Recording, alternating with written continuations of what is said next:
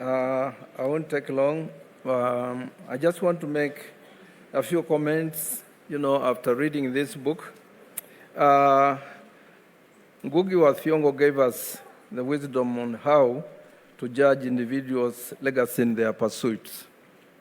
He was writing about Jomo Kenyatta, and he advised that we should put people in a trajectory, glorify their great achievements, and vilify their weaknesses. The fairness of this approach is apparent.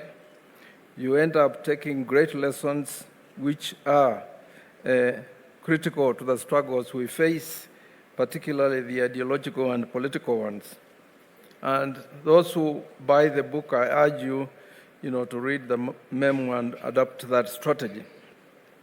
Having been in public service myself, I see Martha making one great point in this book. The point is that in a position of political power, you always find spaces to act in the national interest, even if this is what you want to do. Public service has many spaces for undertaking tasks in the national interest, as well as standing up against what is not in the national interest. And you read about Mother's successes in the water ministry and the Ministry of Justice and Constitutional Affairs, and see how those spaces were used against great opposition. At the international scene also, you see examples of the way Martha handled diplomats, and you really like that because our diplomats pontificate about democracy and the rule of law, yet not all of them, but the ones from maybe the empire, yet they do not respect our country's leadership, institutions, and our constitution. So once the Secretary of State of the US, Baker III, took Philip Leakey aside in a meeting in Washington and asked Leakey what the new world order meant. Without even waiting for Leakey to respond, Baker told him that the new world order meant that the US always gave the orders. Now, Mother's responses to such arrogance is shared in a memoir with a glee.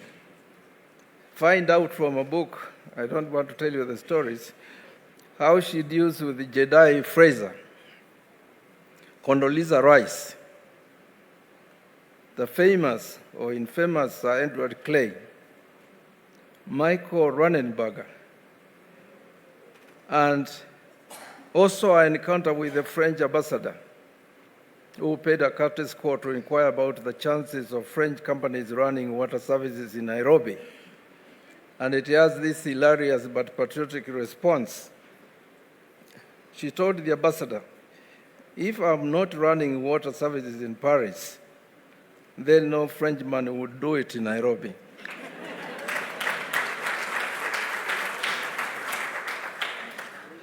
Our relationship, of course, with other ambassadors is also an example that you could still have solidarity with other diplomats from other countries. And the example of Swedish SIDA is also an example of a leader who basically knows how to deal with ambassadors and diplomats who can be difficult. Now, it is said that the apple does not fall far from its tree, and Mother's quest and struggles for gender equity and equality, progressive feminism, can be traced, in my view, to a paternal grandmother, a woman called Mwa Njogu. You can read about her on page 19. And those of us who know Mother will recall many stories about her that reflect Mwa Njogu's DNA. And you have been told many of those stories today. And our parents also have been our role models, and she dedicates the book, to them. After reading the book, I thought Karua, the father, Nyarubiu, was maybe what you might call a reluctant feminist masculine. You know, the people who are men, we can be very patriarchal, we can be very male chauvinist, but we're ready to change.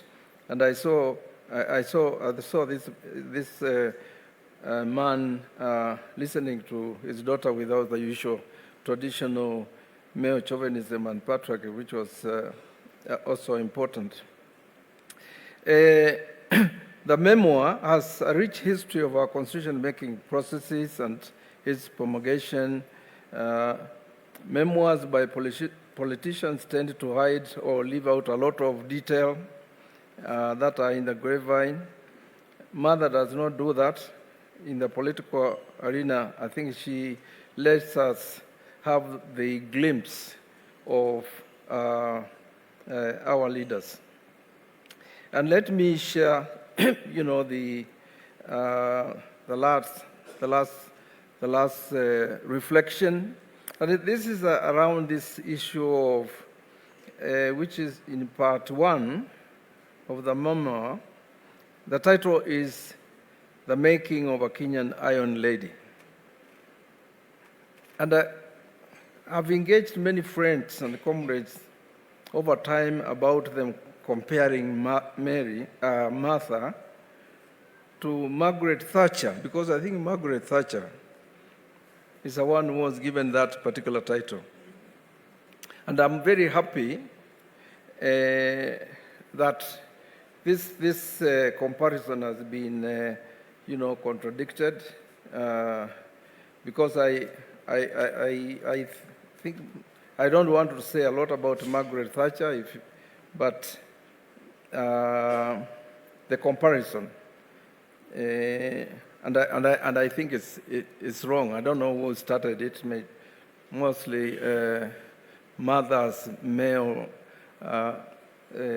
colleagues in the government, when they were scared of her. But, we've been told she's not that iron. So the last thing I want to say, Martha, is this. One of my professors, Isa Shivji, always shares with me the wisdom that patriots do not retire when the struggle continues. I believe Mother has heeded this advice as well. She pledges to us and the nation our continued quest for change. And I thank you very much.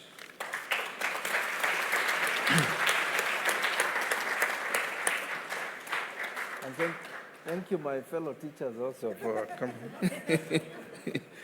You taught Mother before I did, so that's a great honor. Thank you.